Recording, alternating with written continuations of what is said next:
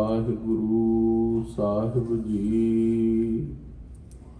ਗੁਰੂ ਨਾਨਕ ਪਦ ਪੰਕਜ ਬੰਦਨ ਪਦ ਪੰਕਜ ਬੰਦਨ ਸਿਮਰੋ ਅੰਗਦ ਦੁਖ ਨਿਕੰਦਨ ਗੁਰੂ ਅਮਰਦਾਸ ਹਿਰਦੈ ਧਿਆਵੋ ਜੀ ਹਿਰਦੈ ਧਿਆਵੋ।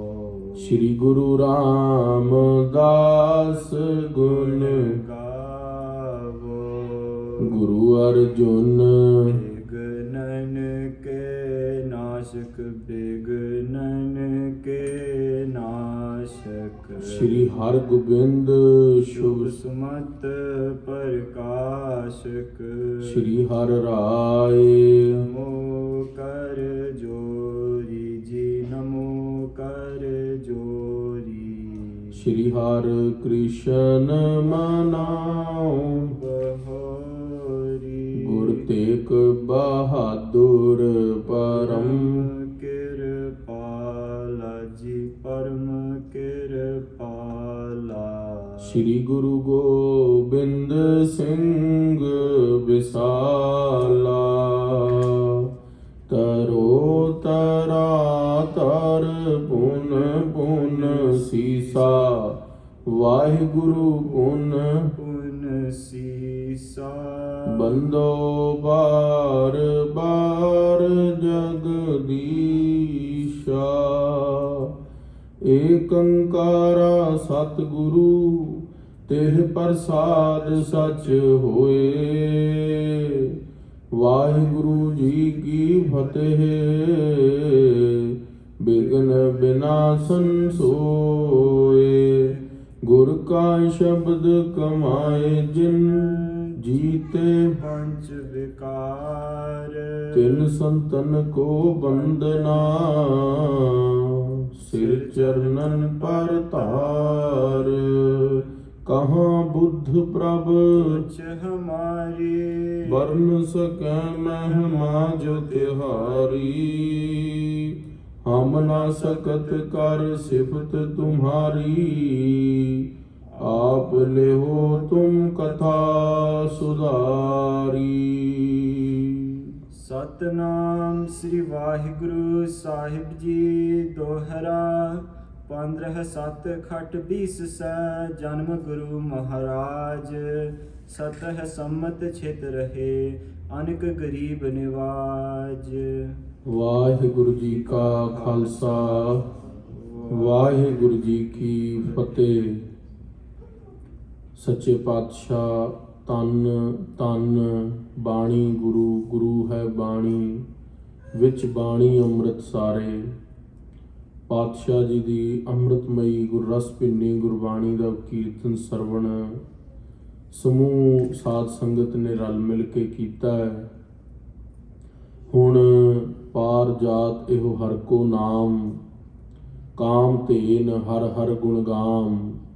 ਸਭ ਤੇ ਉਤਮ ਹਰ ਕੀ ਕਥਾ ਨਾਮ ਸੁਨਤ ਦਰਦ ਦੁਖ ਲੱਥਾ।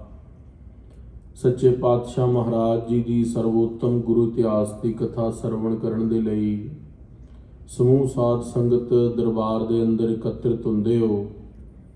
ਸਾਰੇ ਵਡਭਾਗੀ ਜਾਨੋ।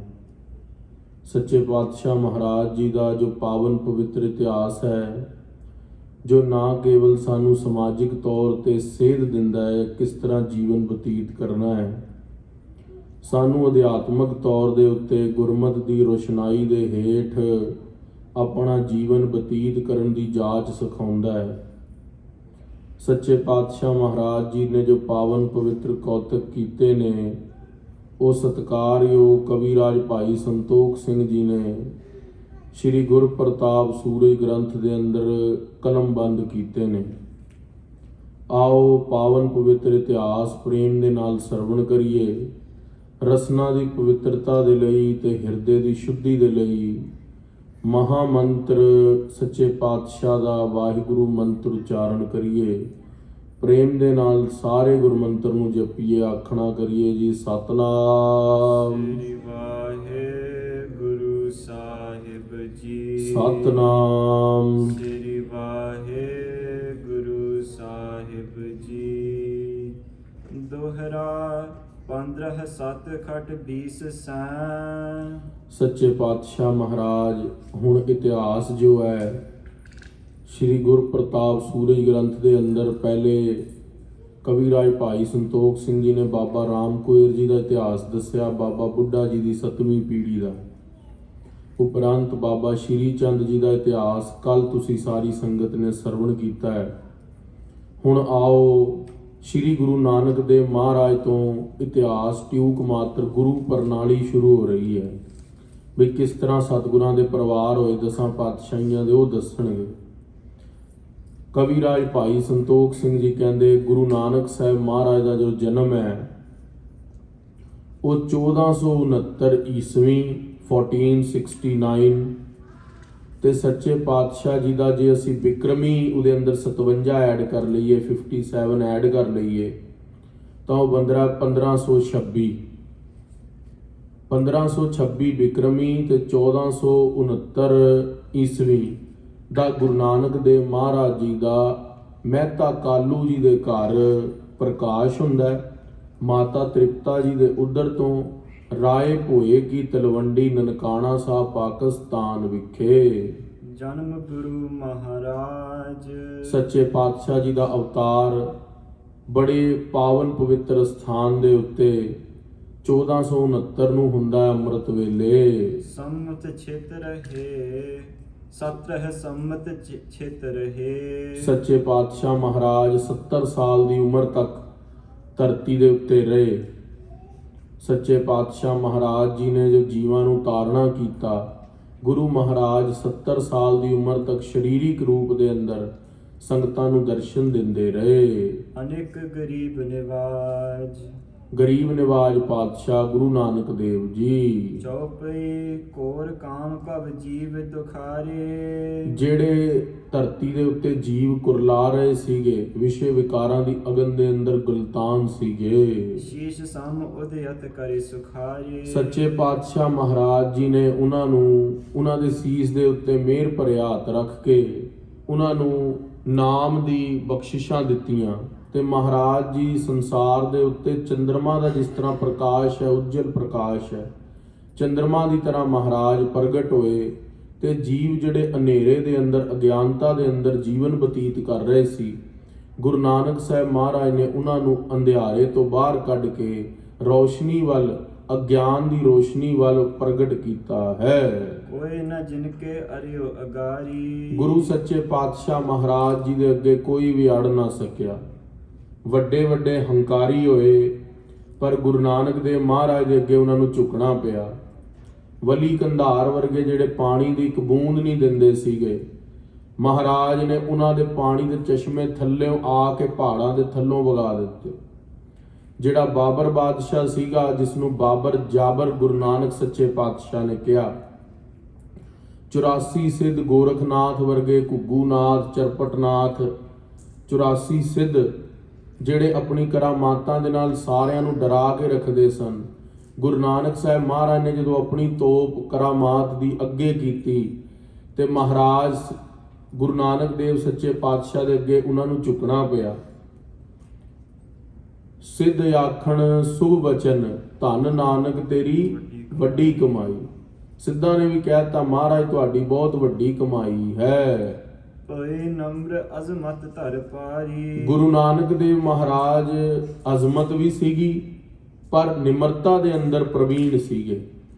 ਹਿਰਦੇ ਦੇ ਅੰਦਰ ਮਹਾਰਾਜ ਦੇ ਗਿਆਨ ਸੀਗਾ, ਮੁਖ 'ਚ ਭਗਤੀ ਸੀ, ਵਰਤਨ ਬੈਰਾਗਣ ਸੀ। ਜਿਤਕ ਸ਼ਕਤ ਜੁਤ ਪਏ ਸਭ ਤਾਰੇ। ਸੱਚੇ ਪਾਤਸ਼ਾਹ ਮਹਾਰਾਜ ਜੀ ਜਿੱਥੇ ਜਿੱਥੇ ਚਰਨ ਪਾਏ, ਜਿੱਥੇ ਜਾਏ ਬਹੇ ਮੇਰਾ ਸਤਿਗੁਰੂ, ਸੋ ਥਾਨ ਸੁਹਾਵਾ ਰਾਮ ਰਾਜੇ।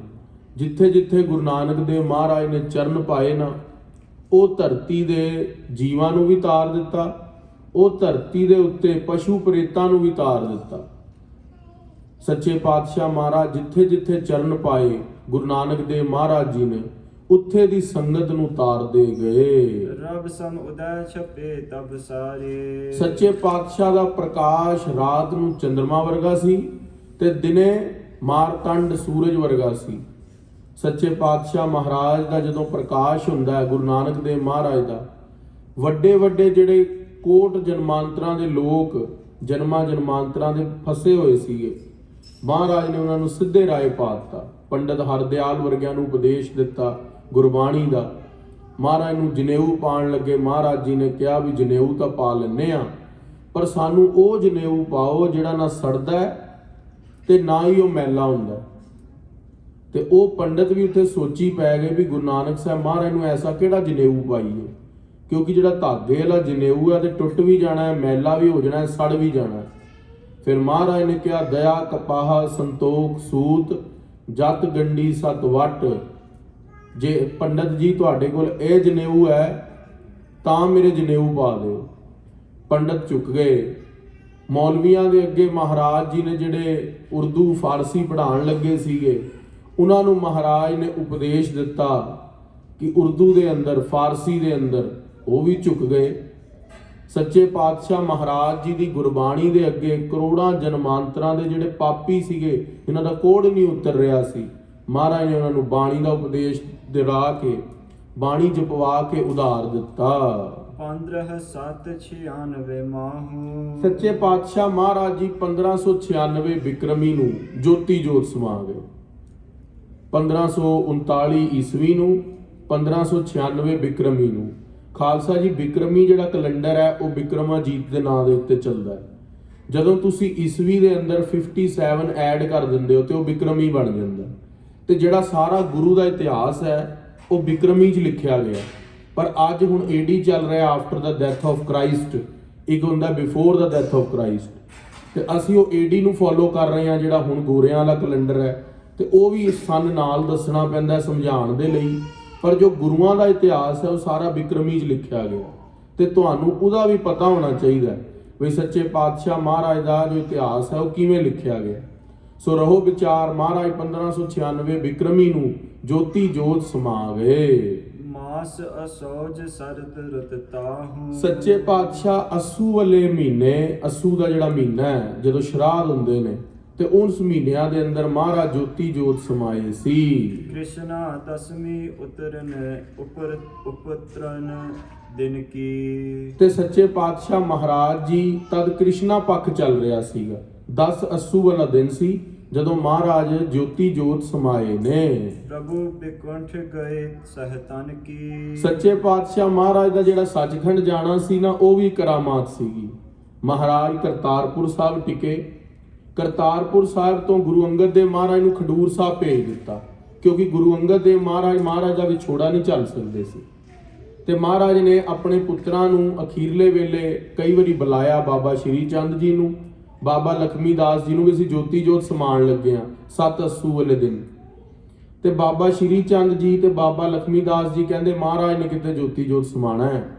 ਤੇ ਸੱਚੇ ਪਾਤਸ਼ਾਹ 7 ਅੱਸੂ ਨੂੰ ਜੋਤੀ ਜੋਤ ਸਮਾ ਗਏ। ਸਾਰੀ ਸੰਗਤ ਹੈਰਾਨ ਹੋ ਗਈ।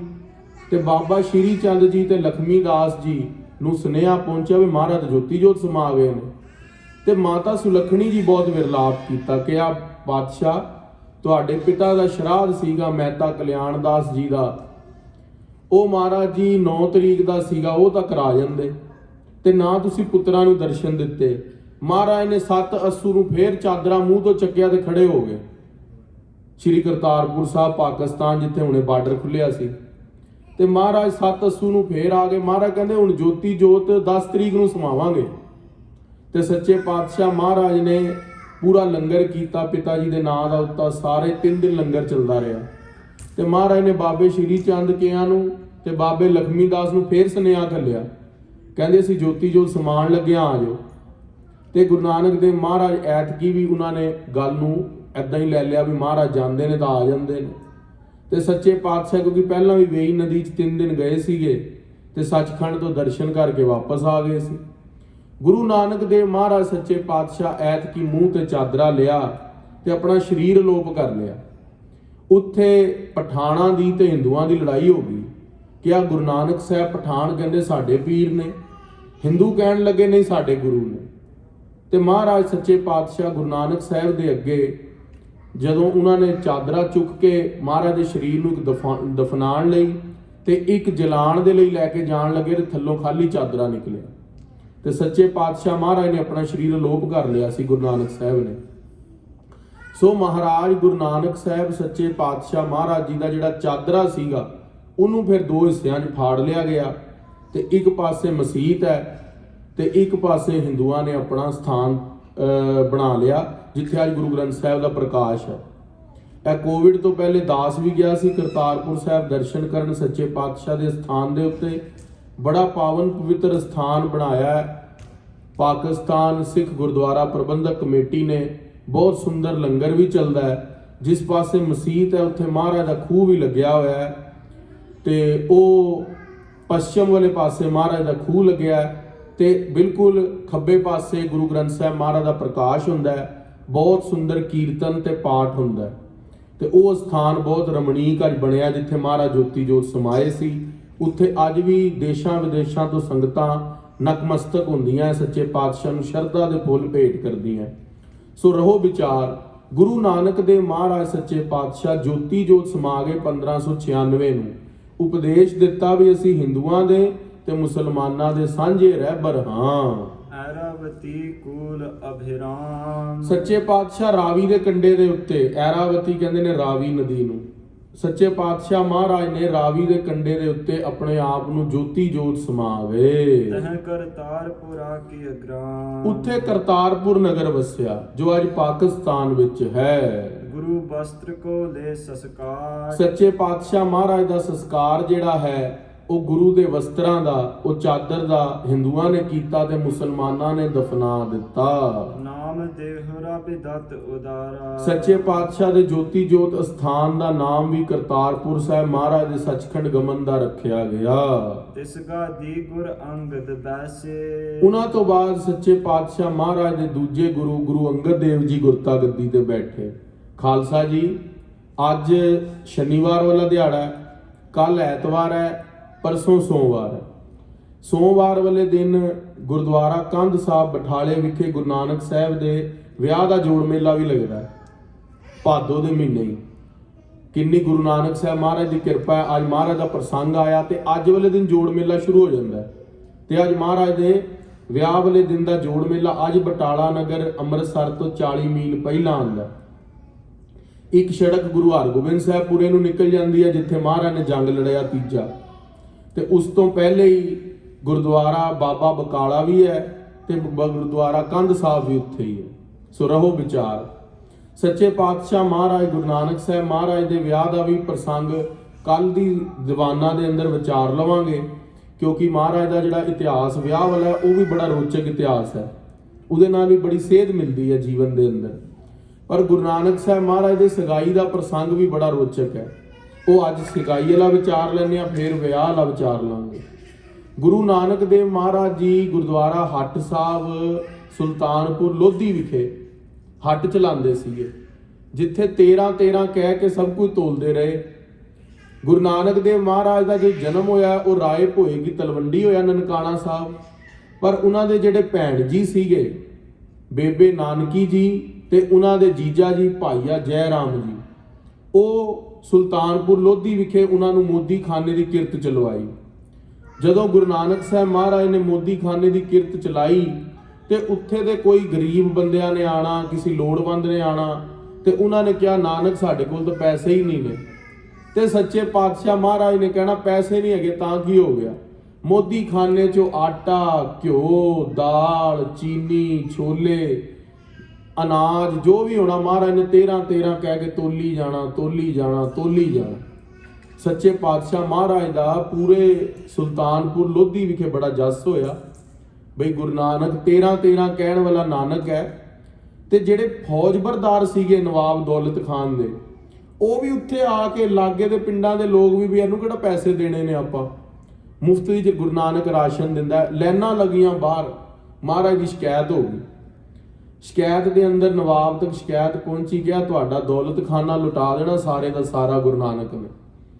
ਤੇ ਗੁਰੂ ਨਾਨਕ ਸਾਹਿਬ ਮਹਾਰਾਜ ਦਾ ਜਦੋਂ ਸ਼ਿਕਾਇਤ ਹੋਈ, ਨਿੰਦਕਾਂ ਨੇ ਸ਼ਿਕਾਇਤ ਕੀਤੀ ਤੇ ਲੇਖਾ ਹੋ ਗਿਆ, ਜਿਵੇਂ ਆਪਾਂ ਕਹਿੰਦੇ ਆ ਵੀ ਅਕਾਊਂਟਸ ਮਿਲਾਇਆ ਗਿਆ ਵੀ ਜਿੰਨੀ ਤੁਸੀਂ ਸੇਲ ਕਰ ਰਹੇ ਹੋ ਤੇ ਜਿੰਨਾ ਸਮਾਨ ਅੰਦਰ ਹੱਟੀ ਦੇ ਪਿਆ ਕਿ ਉਹਨਾਂ ਦਾ ਪ੍ਰਾਈਸ ਮੈਚ ਕਰਦਾ, ਆਪਸ ਵਿੱਚ ਤੁਸੀਂ ਸੇਲ ਠੀਕ ਕੀਤੀ ਹੈ। ਤੇ ਗੁਰੂ ਨਾਨਕ ਸਾਹਿਬ ਮਹਾਰਾਜ ਨੇ ਉੱਥੇ ਵੀ ਗੁਰਮੰਤਰ ਜਪਦੇ ਹੋਏ 3 ਦਿਨ ਆਪਣਾ ਭਗਤੀ 'ਚ ਰਹੇ ਤੇ ਉਹ ਲੋਕ ਅੰਦਰ ਆ ਗਏ ਹਿਸਾਬ ਕਰਨ ਦੇ ਲਈ। ਤੇ ਜਦੋਂ ਹਿਸਾਬ ਕੀਤਾ ਤੇ 321 ਰੁਪਏ ਦਾ ਵਾਧਾ ਨਿਕਲਿਆ। ਆਖਣਾ ਕਰੋ ਸਤਨਾਮ ਸ੍ਰੀ ਵਾਹਿਗੁਰੂ। ਇਹ 321 ਰੁਪਏ ਦਾ ਪਾਤਸ਼ਾਹ ਦਾ ਵਾਧਾ ਨਿਕਲਿਆ ਤੇ ਮਹਾਰਾਜ ਦਾ ਬੜਾ ਜਸ ਹੋ ਗਿਆ। ਤੇ ਉਧਰੋਂ ਇੱਕ ਪੁਰੋਹਿਤ ਸੀਗਾ ਪੱਖੋ ਕੇ ਰੰਧਾਵਿਆਂ ਦਾ, ਬਟਾਲੇ ਦਾ ਪੁਰੋਹਿਤ ਸੀਗਾ, ਤੇ ਉਹਨੇ ਇਹ ਗੱਲ ਮੂਲਾ ਜੀ ਨੂੰ ਦੱਸੀ, ਗੁਰੂ ਨਾਨਕ ਸਾਹਿਬ ਦੇ ਜਿਹੜੇ ਸੋਹਰਾ ਸਾਹਿਬ ਸੀਗੇ। ਕਹਿੰਦੇ ਵੀ ਤੁਹਾਡੀ ਬੇਟੀ ਦੇ ਲਈ ਇੱਕ ਬੜਾ ਸਿਆਣਾ ਮੋਦੀ ਖਾਨੇ ਦਾ ਮੋਦੀ ਦੇਖਿਆ ਜਿਹੜਾ ਹੱਟੀ ਚਲਾਉਂਦਾ ਹੈ, ਬਹੁਤ ਫਾਇਦਾ ਕਰਦਾ ਹੈ, ਉਹਦਾ ਵਾਧਾ ਹੀ ਨਿਕਲਦਾ, ਹਰ ਵਾਰੀ ਬਹੁਤ ਕਮਾਈ ਕਰਦਾ, ਉਹਦੇ ਨਾਲ ਤੁਹਾਡੀ ਬੇਟੀ ਦੇ ਰਿਸ਼ਤੇ ਦੇ ਲਈ ਸਗਨ ਲੈ ਕੇ ਚੱਲੀਏ। ਤੇ ਗੁਰੂ ਨਾਨਕ ਸਾਹਿਬ ਮਹਾਰਾਜ ਦੇ ਸੋਹਰਾ ਸਾਹਿਬ ਮੂਲਾ ਜੀ ਬੋਲੇ ਵੀ ਠੀਕ ਹੈ, ਭਲਾ ਵਿਚਾਰ ਹੈ। ਬਟਾਲੇ ਤੋਂ ਫੇਰ ਪੰਡਤ ਜੀ ਨਿਉਂਦਰਾ ਲੈ ਕੇ ਆਏ। ਪਹਿਲੇ ਜਿਹੜਾ ਰਿਸ਼ਤਾ ਸੀਗਾ ਉਹ ਮਾਂ ਪਿਓ ਸਿੱਧੇ ਨਹੀਂ ਜਾਂਦੇ ਸੀ, ਜਾਂ ਪੰਡਤ ਜਾਂਦਾ ਸੀ ਜਾਂ ਨਾਈ ਜਾਂਦੇ ਸੀ ਰਿਸ਼ਤਾ ਲੈ ਕੇ। ਤੇ ਗੁਰੂ ਨਾਨਕ ਸਾਹਿਬ ਮਹਾਰਾਜ ਦਾ ਰਿਸ਼ਤਾ ਲੈ ਕੇ ਜਦੋਂ ਪੰਡਤ ਪਹੁੰਚੇ ਸੁਲਤਾਨਪੁਰ ਲੋਧੀ ਵਿਖੇ, ਤੇ ਉਹਨਾਂ ਨੇ ਭਾਈਆ ਜੈ ਰਾਮ ਜੀ ਦੇ ਪਿਤਾ ਜੀ ਦਾ ਨਾਮ ਸੀ ਭਾਈ ਪਰਮਾਨੰਦ ਜੀ। ਭਾਈ ਪਰਮਾਨੰਦ ਜੀ ਨੂੰ ਬੇਨਤੀ ਕੀਤੀ, ਭਾਈ ਜੀ ਬਈ ਅਸੀਂ ਤੁਹਾਡੇ ਸਾਲਾ ਸਾਹਿਬ ਦਾ, ਗੁਰੂ ਨਾਨਕ ਸਾਹਿਬ ਦਾ ਰਿਸ਼ਤਾ ਲੈ ਕੇ ਆਏ ਆ। ਉਹਨਾਂ ਨੇ ਕਿਹਾ ਵੀ ਅਸੀਂ ਇਹਨਾਂ ਦੇ ਮਾਤਾ ਪਿਤਾ ਨੂੰ ਪੁੱਛ ਲੈਂਦੇ ਆ ਤੇ ਤੁਹਾਨੂੰ ਅਸੀਂ ਵਾਪਸ ਇਸ ਗੱਲ ਦਾ ਸੁਨੇਹਾ ਘੱਲ ਦੇਵਾਂਗੇ, ਮੈਸੇਜ ਦੇ ਦੇਵਾਂਗੇ। ਤੇ ਉਹ ਵਿਦਾਇਗੀ ਲੈ ਕੇ ਪੰਡਤ ਜੀ ਵਾਪਸ ਆ ਗਏ ਬਟਾਲੇ ਨਗਰ ਵਿਖੇ। ਤੇ ਗੁਰੂ ਨਾਨਕ ਸਾਹਿਬ ਮਹਾਰਾਜ ਦੇ ਇਧਰੋਂ ਸੁਲਤਾਨਪੁਰ ਲੋਧੀ ਤੋਂ ਇੱਕ ਬੰਦਾ ਭੇਜਿਆ ਗਿਆ ਨਨਕਾਣਾ ਸਾਹਿਬ, ਸਭ ਰਾਏ ਹੋਏਗੀ ਤਲਵੰਡੀ। ਤੇ ਗੁਰੂ ਨਾਨਕ ਸਾਹਿਬ ਸੱਚੇ ਪਾਤਸ਼ਾਹ ਮਹਾਰਾਜ ਦੀ ਸਗਾਈ ਦੇ ਲਈ ਜਦੋਂ ਸੁਨੇਹਾ ਘੱਲਿਆ ਤੇ ਘਰ ਪਿਤਾ ਜੀ ਹੋਰੀ ਬੜੇ ਪ੍ਰਸੰਨ ਹੋਏ, ਕਿਉਂਕਿ ਜਦੋਂ ਬੱਚਿਆਂ ਦਾ ਵਿਆਹ ਹੁੰਦਾ ਸਭ ਤੋਂ ਖੁਸ਼ ਮਾਪਿਓ ਹੀ ਹੁੰਦੇ ਨੇ, ਕਿਉਂਕਿ ਉਹਨਾਂ ਨੂੰ ਪਤਾ ਹੁਣ ਫਸ ਗਿਆ, ਕਿਤੇ ਭੱਜ ਨਹੀਂ ਸਕਦਾ।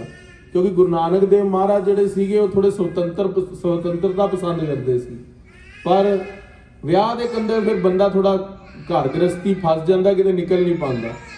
ਵਿਆਹ ਜਿਹੜਾ ਕਰਨਾ ਹੁੰਦਾ ਉਹ ਘਰ ਦੇ ਕਈ ਵਾਰੀ ਜਾਣ ਕੇ ਵੀ ਬੱਝ ਦਿੰਦੇ ਨੇ ਵੀ ਕੋਈ ਗੱਲ ਨਹੀਂ ਹੁਣ ਸੂਤ ਆ ਜਾਵੇਗਾ। ਸੋ ਗੁਰੂ ਨਾਨਕ ਸਾਹਿਬ ਮਹਾਰਾਜ ਸੁਤੰਤਰ ਉੱਥੇ ਵੀ ਵਿਚਰਦੇ ਰਹੇ, ਰਾਏ ਹੋਏਗੀ ਤਲਵੰਡੀ। ਤੇ ਜਦੋਂ ਰਿਸ਼ਤੇ ਦੀ ਗੱਲ ਪਤਾ ਲੱਗੀ ਤੇ ਉਹਨਾਂ ਦੇ ਪਿਤਾ ਜੀ ਬਹੁਤ ਖੁਸ਼ ਹੋਏ।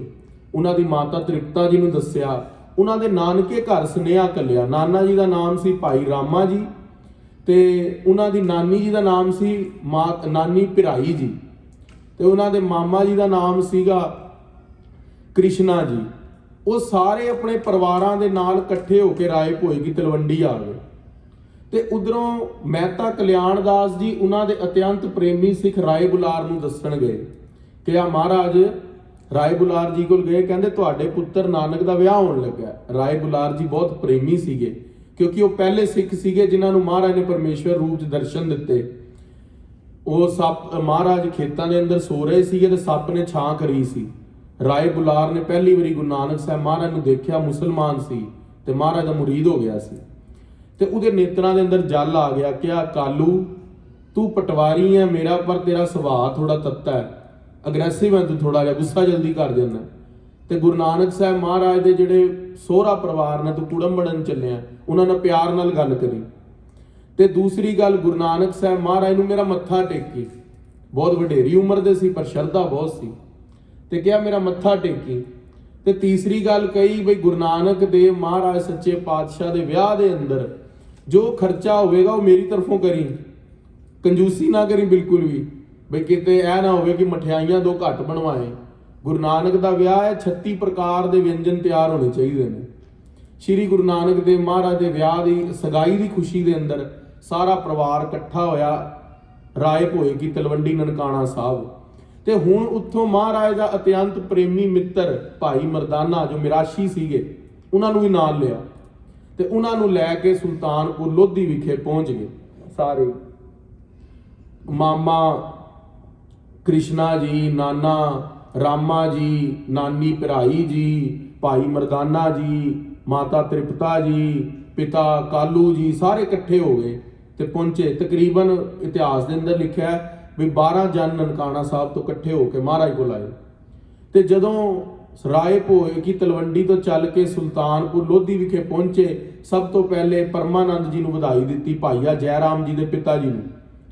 ਗੁਰੂ ਨਾਨਕ ਸਾਹਿਬ ਮਹਾਰਾਜ ਜੀ ਦੀ ਭੈਣ ਸੀ ਬੇਬੇ ਨਾਨਕੀ, ਉਹਨਾਂ ਦੇ ਸਹੁਰਾ ਸਾਹਿਬ ਨੂੰ ਕਿਹਾ ਵੀ ਤੁਸੀਂ ਰਿਸ਼ਤੇ ਲਈ ਪਹਿਲ ਕੀਤੀ ਹੈ, ਤੁਹਾਨੂੰ ਵਧਾਈ ਹੋਵੇ।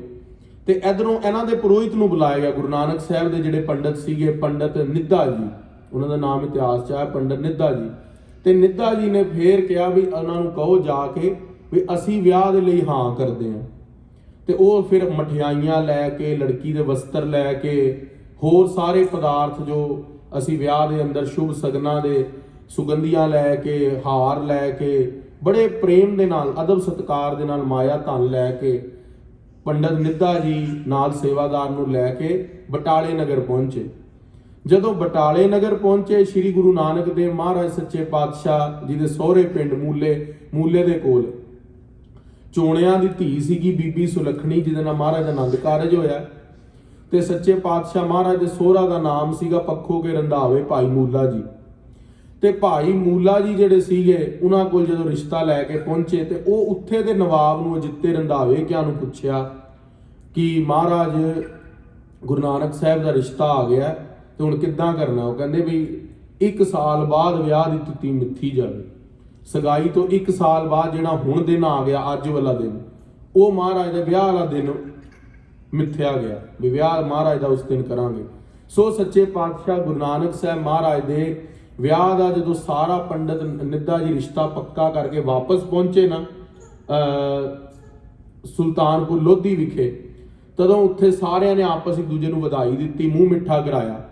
ਤੇ ਭਾਈ ਮਰਦਾਨਾ ਜੀ ਮਰਾਸ਼ੀ ਸੀਗੇ, ਉਹਨਾਂ ਨੇ ਕਿਹਾ ਮੈਂ ਵੀ ਜਾ ਕੇ ਗੁਰੂ ਨਾਨਕ ਨੂੰ ਵਧਾਈ ਦਿੰਦਾ ਤੇ ਜਾ ਕੇ ਕੋਈ ਵਧੀਆ ਜੀ ਚੀਜ਼ ਲੈਣਾ ਮਹਾਰਾਜ ਤੋਂ, ਕਿਉਂਕਿ ਕਿਸ ਦਾ ਰਿਸ਼ਤਾ ਕਰੀਏ। ਜਿਹੜੇ ਆਪਸ ਵਿੱਚ ਦੋਸਤ ਯਾਰ ਅੰਦਰ ਕਹਿੰਦੇ ਵੀ ਪਾਰਟੀ ਦੇ, ਤੇਰੀ ਜੌਬ ਲੱਗੀ ਆ, ਤੇਰਾ ਰਿਸ਼ਤਾ ਹੋਇਆ, ਲਿਆ ਪਾਰਟੀ ਦੇ। ਤੇ ਭਾਈ ਮਰਦਾਨਾ ਜੀ ਵੀ ਗੁਰੂ ਨਾਨਕ ਸਾਹਿਬ ਮਹਾਰਾਜ ਕੋਲ ਪਹੁੰਚ ਗਏ ਤੇ ਮਹਾਰਾਜ ਨੇ ਕਹਿਣ ਲੱਗਾ, ਮਹਾਰਾਜ ਜੀ ਮੈਂ ਵੀ ਕੋਈ ਭੇਟਾ ਲੈਣੀ ਤੁਹਾਡੇ ਤੋਂ।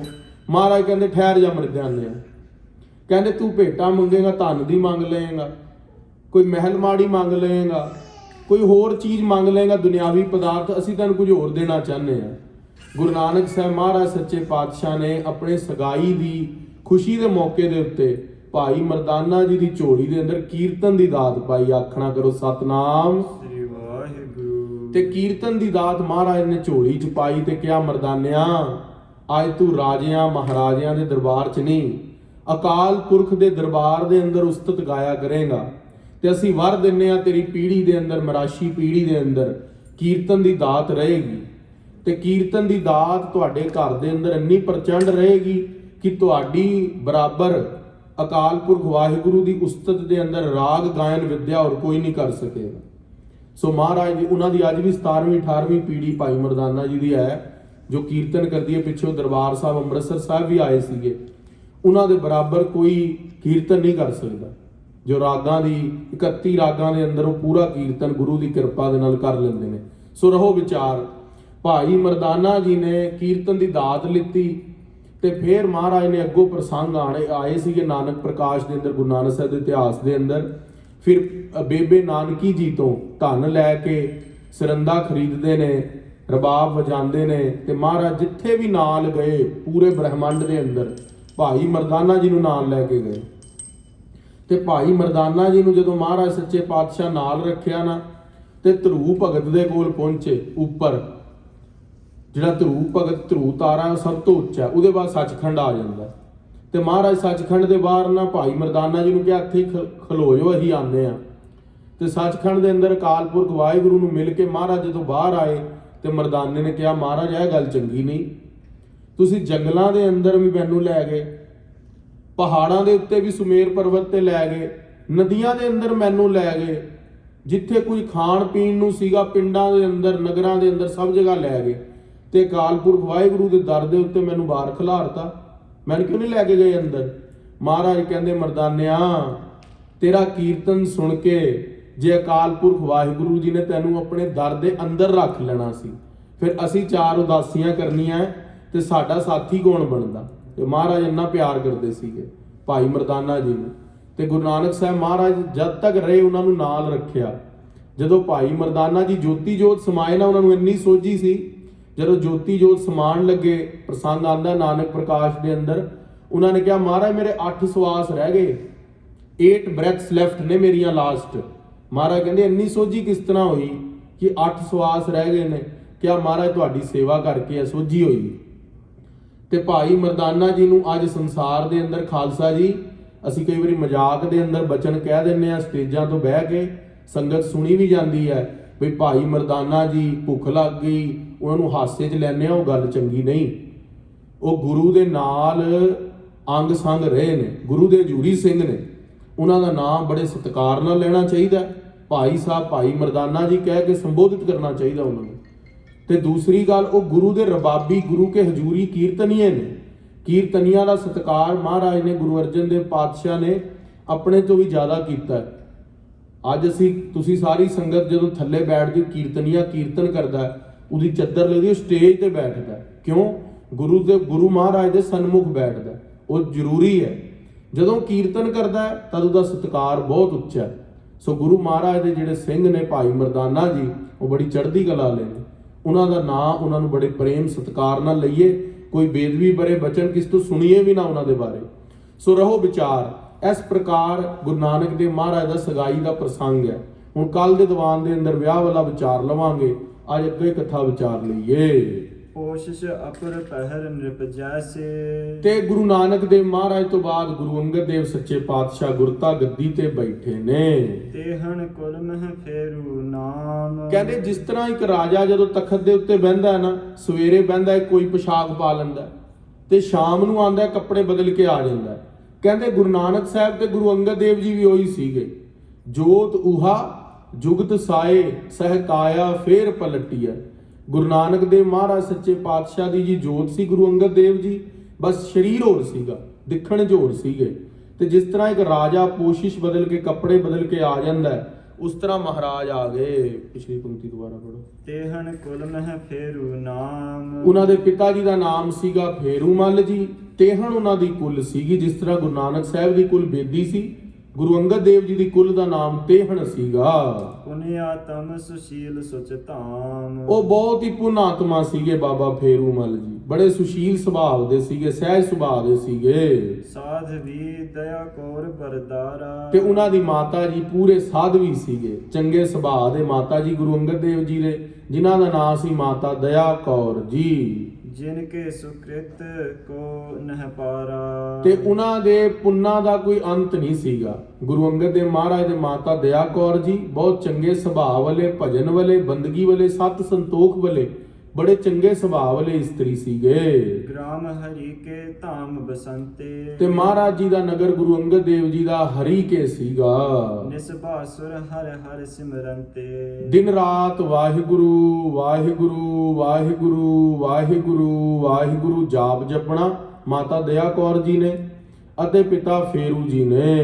ਸ੍ਰੀ ਗੁਰੂ ਅੰਗਦ ਜਨਮੇ ਜਿਨ ਕੇ। ਜਿਨ੍ਹਾਂ ਦੇ ਗ੍ਰਹਿ ਵਿਖੇ ਸੱਚੇ ਪਾਤਸ਼ਾਹ ਗੁਰੂ ਅੰਗਦ ਦੇਵ ਜੀ ਦਾ ਅਵਤਾਰ ਹੋਇਆ, ਉਹ ਬੜੇ ਭਜਨੀਕ ਮਾਤਾ ਪਿਤਾ ਜੀ ਸੀ। ਕਹਿ ਲੋ ਕਹੋ ਮਹਾਤਮ ਤਿਨ ਕੇ। ਧੰਨ ਧੰਨ ਪਿਤਾ, ਧੰਨ ਧੰਨ ਕੁਲ, ਧੰਨ ਧੰਨ ਸੋ ਜਨਨੀ ਜਿਨ ਗੁਰੂ ਜਣਿਆ ਮਾਏ। ਸੱਚੇ ਪਾਤਸ਼ਾਹ ਦੇ ਪਿਤਾ ਜੀ ਧੰਨ ਨੇ, ਸੱਚੇ ਪਾਤਸ਼ਾਹ ਦੀ ਮਾਤਾ ਜੀ ਧੰਨ ਨੇ, ਤੇ ਧੰਨ ਗੁਰੂ ਜਿਨ ਨਾਮ ਰਾਧਿਆ। ਤੇ ਉਹ ਸੱਚੇ ਪਾਤਸ਼ਾਹ ਗੁਰੂ ਸਾਹਿਬ ਗੁਰੂ ਅੰਗਦ ਦੇਵ ਜੀ ਵੀ ਧੰਨ ਨੇ, ਜਿਨ੍ਹਾਂ ਨੇ ਵਾਹਿਗੁਰੂ ਦਾ ਮੰਤਰ ਉਚਾਰਨ ਕੀਤਾ। ਤੇ ਉਹਨਾਂ ਦੀ ਮਹਿਮਾ ਕਿੱਥੇ ਤੱਕ ਕਹੀ ਜਾਵੇ। ਤਾਰੇ ਗਿਨੇ ਜਾਤ ਹੈ, ਤੇਰੇ ਤਾਰੇ ਨਾ ਗਿਨਾਤ ਹੈ। ਕੋਈ ਆਸਮਾਨ ਦੇ ਤਾਰੇ ਤਾਂ ਗਿਣ ਸਕਦਾ ਹੈ, ਪਰ ਗੁਰੂ ਨਾਨਕ ਦੇਵ ਮਹਾਰਾਜ ਦਸਾਂ ਪਾਤਸ਼ਾਹੀਆਂ ਦੇ ਤਾਰੇ ਸਿੱਖਾਂ ਨੂੰ ਨਹੀਂ ਗਿਣ ਸਕਦਾ। ਜਨਮ ਹਰੀ ਕੇ ਗ੍ਰਾਮ ਪਇਓ ਹੈ। ਸੱਚੇ ਪਾਤਸ਼ਾਹ ਦਾ ਜਨਮ ਹਰੀ ਕੇ ਨਗਰ ਹੋਇਆ। ਪੰਕਤੀ ਪੜਾਇਓ। ਜਨਮ ਹਰੀ ਕੇ ਗ੍ਰਾਮ ਪਇਓ ਹੈ। ਅੱਗੇ ਚਲੋ। ਆਨ ਥਾਨ ਪੁਨ ਬਸਨ ਕਿਓ ਹੈ। ਸੱਚੇ ਪਾਤਸ਼ਾਹ ਮਹਾਰਾਜ ਜਦੋਂ ਹਰੀ ਕੇ ਬਸੇ ਤੇ ਉਪਰੰਤ ਸੱਚੇ ਪਾਤਸ਼ਾਹ ਜੀ ਨੇ ਜੋ ਨਗਰ ਵਸਾਇਆ, ਉਹ ਖੰਡੂਰ ਵਸਾਇਆ ਹੈ। 1567 ਸੰਮਤ। ਸੱਚੇ ਪਾਤਸ਼ਾਹ ਜੀ ਦਾ 1567 ਬਿਕਰਮੀ ਨੂੰ ਅਵਤਾਰ ਹੁੰਦਾ ਹੈ। ਫੇਰੂ ਸੁਤ ਜਨਮਿਓ ਗੁਰ ਸੰਮਤ। ਬਾਬਾ ਫੇਰੂਮਲ ਜੀ ਦੇ ਘਰ ਇਹ ਸੁਚੱਜਾ ਪੁੱਤਰ ਜੰਮਿਆ ਹੈ, ਭਗਤੀ ਦਾ ਕੇਂਦਰ। ਪਹੁੰਚੇ ਸ੍ਰੀ ਨਾਨਕ ਕੀ ਸ਼ਰਣੀ, ਗੁਰੂ ਨਾਨਕ ਦੇਵ ਮਹਾਰਾਜ ਦੀ ਸ਼ਰਣੀ ਵਿਖੇ ਆਏ ਗੁਰੂ ਅੰਗਦ ਦੇਵ ਜੀ। ਸੇਵਾ ਵਿਖੇ ਨੀਕ ਕਰ ਹਰਿ ਕਰਨੀ। ਕਹਿੰਦੇ ਇੰਨੀ ਸੇਵਾ ਕਰ ਦਿੱਤੀ ਕਿ ਪੁੱਤਰਾਂ ਨੂੰ ਗੱਦੀ ਬਾਬੇ ਸ਼੍ਰੀ ਚੰਦ ਕਿਆਂ ਨੂੰ, ਬਾਬੇ ਲਖਮੀ ਦਾਸ ਕਿਆਂ ਨੂੰ ਗੱਦੀ ਨਹੀਂ ਮਿਲੀ, ਗੁਰੂ ਅੰਗਦ ਦੇਵ ਮਹਾਰਾਜ ਜੀ ਨੂੰ ਗੱਦੀ ਮਿਲੀ ਹੈ। ਜੋ ਤੋ ਪ੍ਰੇਮ ਖੇਲਣ ਕਾ ਚਾਓ, ਜਿਨ੍ਹਾਂ ਦੇ ਅੰਦਰ ਪ੍ਰੇਮ ਖੇਲਣ ਦਾ ਚਾਅ ਸੀਗਾ, ਸਿਰ ਧਰ ਤਲੀ ਗਲੀ ਮੇਰੀ ਆਓ। ਗੁਰੂ ਨਾਨਕ ਦੇਵ ਮਹਾਰਾਜ ਜੀ ਦਾ ਪ੍ਰੇਮ ਦੇ ਨਾਲ ਖੇਡਣ ਦਾ ਜਿਹੜਾ ਸੁਭਾਅ ਸੀ, ਗੁਰੂ ਅੰਗਦ ਦੇਵ ਮਹਾਰਾਜ ਨੇ ਸਾਰੀ ਪ੍ਰੀਖਿਆਵਾਂ ਪਾਸ ਕੀਤੀਆਂ। ਅਖੀਰਲੀ ਪ੍ਰੀਖਿਆ ਸੀਗੀ ਖਾਲਸਾ ਜੀ, ਗੁਰੂ ਅੰਗਦ ਦੇਵ ਮਹਾਰਾਜ, ਬਾਬਾ ਬੁੱਢਾ ਜੀ, ਭਾਈ ਸਧਾਰਨ ਜੀ, ਇਹ ਸਾਰੇ ਸਿੱਖ ਤਿੰਨੋਂ ਨਾਲ ਸੀਗੇ। ਤੇ ਗੁਰੂ ਨਾਨਕ ਦੇਵ ਮਹਾਰਾਜ ਸੱਚੇ ਪਾਤਸ਼ਾਹ ਜੀ ਨੇ ਨਾ ਇੱਕ ਉਹਨਾਂ ਦੇ ਅੱਗੇ ਪ੍ਰੀਖਿਆ ਪਾ ਦਿੱਤੀ। ਤੇ ਮਹਾਰਾਜ ਗੁਰੂ ਨਾਨਕ ਸਾਹਿਬ ਨੇ ਕਿਹਾ, ਬਾਬਾ ਬੁੱਢਾ ਜੀ ਆ ਮੁਰਦਾ ਪਿਆ ਨੂੰ ਖਾਓ। ਉੱਥੋਂ ਖਾਲਸਾ ਜੀ ਸਾਰੇ ਮੁੜ ਆਏ ਸੀਗੇ। ਬਾਬਾ ਬੁੱਢਾ ਜੀ ਨੇ ਸਾਖੀ ਗੁਰੂ ਹਰਗੋਬਿੰਦ ਸਾਹਿਬ ਨੂੰ ਸੁਣਾਈ ਸੀ ਕਿ ਆ ਮਹਾਰਾਜ ਉਸ ਵੇਲੇ ਅਸੀਂ ਵੀ ਝਾੜਾਂ ਦੇ ਓਲੇ ਹੋ ਗਏ ਸੀ, ਵੀ ਅਸੀਂ ਵੀ ਡਰ ਗਏ ਸੀ ਵੀ ਮੁਰਦਾ ਕਿਸ ਤਰ੍ਹਾਂ ਖਾਈਏ। ਤੇ ਉੱਥੇ ਭਾਈ ਸਧਾਰਨ, ਬਾਬਾ ਬੁੱਢਾ ਜੀ ਸਾਰੇ ਪਿੱਛੇ ਹੋ ਗਏ ਸੀ। ਤੇ ਉੱਥੇ ਫਿਰ ਕੇਵਲ ਤੇ ਖੇਵਲ ਮਹਾਬਲੀ ਸੂਰਮੇ ਗੁਰੂ ਅੰਗਦ ਦੇਵ ਮਹਾਰਾਜ ਨੇ, ਜਦੋਂ ਮਹਾਰਾਜ ਨੇ ਕਿਹਾ, ਲੈਣਿਆ ਕੀ ਗੱਲ ਡਰ ਗਿਆ, ਮੁਰਦਾ ਨਹੀਂ ਖਾਂਦਾ? ਕਿਹਾ, ਮਹਾਰਾਜ ਮੈਂ ਤੁਹਾਡੇ ਹੁਕਮ ਦੇ ਇੰਤਜ਼ਾਰ 'ਚ ਹਾਂ, ਸਿਰ ਵਾਲੇ ਪਾਸਿਓਂ ਸ਼ੁਰੂ ਕਰਾਂ ਕਿ ਪੈਰ ਵਾਲੇ ਪਾਸਿਓਂ? ਮਹਾਰਾਜ ਨੇ ਕਿਹਾ, ਪੈਰ ਵਾਲੇ ਪਾਸਿਓਂ। ਜਿਸ ਤਰ੍ਹਾਂ ਹੀ ਚਾਦਰਾ ਚੱਕਿਆ, ਮੁਰਦੇ ਦੇ ਉੱਤੋਂ ਸਾੜੀ ਕੜਾਹ ਪ੍ਰਸ਼ਾਦ ਦੀ ਦੇਗ ਬਣੀ ਹੋਈ ਸੀ। ਤੇ ਸੱਚੇ ਪਾਤਸ਼ਾਹ ਮਹਾਰਾਜ ਨੇ ਕਿਹਾ ਵੀ ਗੁਰਤਾ ਗੱਦੀ ਦੇ ਹੱਕਦਾਰ ਤੁਸੀਂ ਹੋ। ਗੁਰੂ ਅੰਗਦ ਦੇਵ ਸੱਚੇ ਪਾਤਸ਼ਾਹ ਨੂੰ ਗੁਰਿਆਈ ਦਾ ਤਿਲਕ ਲਾਇਆ। ਸਿਰ ਧਰ ਤਲੀ ਗਲੀ ਮੇਰੀ ਆਓ, ਜਿਉਂ ਤੋਂ ਪ੍ਰੇਮ ਖੇਲਣ ਕਾ ਚਾਓ, ਸਿਰ ਧਰ ਤਲੀ ਗਲੀ ਮੇਰੀ ਆਓ। ਸਿਰ ਧਰਤੀ ਬਾਜੀ ਲਗਾ ਦਿੱਤੀ ਗੁਰੂ ਅੰਗਦ ਦੇਵ ਮਹਾਰਾਜ ਨੇ। ਇੱਕ ਐਸੀ ਪ੍ਰੀਖਿਆ ਵੀ ਕਹੀ ਮਹਾਰਾਜ ਨੇ, ਰਾਤ ਦਾ ਸਮਾਂ ਸੀ, ਕੱਪੜੇ ਧੋਣ ਦਾ ਟਾਈਮ ਨਹੀਂ ਸੀਗਾ, ਸਵੇਰ ਦੇ 2 ਵਜੇ ਸੀ। ਮਹਾਰਾਜ ਨੇ ਸਭ ਤੋਂ ਪਹਿਲੇ ਬਾਬੇ ਸ਼੍ਰੀ ਚੰਦ ਨੂੰ ਕਿਹਾ, ਕਹਿੰਦੇ ਬਾਬਾ ਸ਼੍ਰੀ ਚੰਦ ਜੀ ਮੇਰੇ ਕੱਪੜੇ ਧੋ ਲਿਆਓ। ਤੇ ਬਾਬਾ ਸ਼੍ਰੀ ਚੰਦ ਜੀ ਕਹਿੰਦੇ, ਪਿਤਾ ਜੀ ਤੁਹਾਡੀ ਉਮਰ ਵਡੇਰੀ ਹੋ ਗਈ ਹੈ। ਮਹਾਰਾਜ ਦੀ ਉਮਰ 67 ਸਾਲ ਸੀ ਤਦ, 67 ਇਅਰਸ। ਤੇ ਕਿਹਾ, ਮਹਾਰਾਜ ਜੀ ਰਾਤ ਨੂੰ 2 ਵਜੇ ਕਿਹੜੀ ਧੁੱਪ ਨਿਕਲੀ ਹੈ ਜੋ ਕੱਪੜੇ ਧੋ ਲਿਆਵਾਂ, ਸੁੱਕ ਜਾਣਗੇ। ਫਿਰ ਛੋਟੇ ਪੁੱਤਰ ਨੂੰ ਪੁੱਛਿਆ ਤੇ ਕਿਹਾ, ਮਹਾਰਾਜ ਅਜੇ ਰਾਤ ਹੈ। ਫਿਰ ਤੀਜੀ ਹਾਕ ਮਾਰੀ, ਲੈਣਿਆ ਮੇਰੇ ਵਸਤਰ ਧੋ ਲਿਆ, ਸੂਰਜ ਸਿਰ ਤੇ ਚੜਿਆ ਪਿਆ। ਰਾਵੀ ਦਰਿਆ ਤੇ ਕੰਢੇ ਦੇ ਉੱਤੇ ਵਸਤਰ ਮੋਢੇ ਤੇ ਰੱਖੇ ਸੱਚੇ ਪਾਤਸ਼ਾਹ ਦੇ।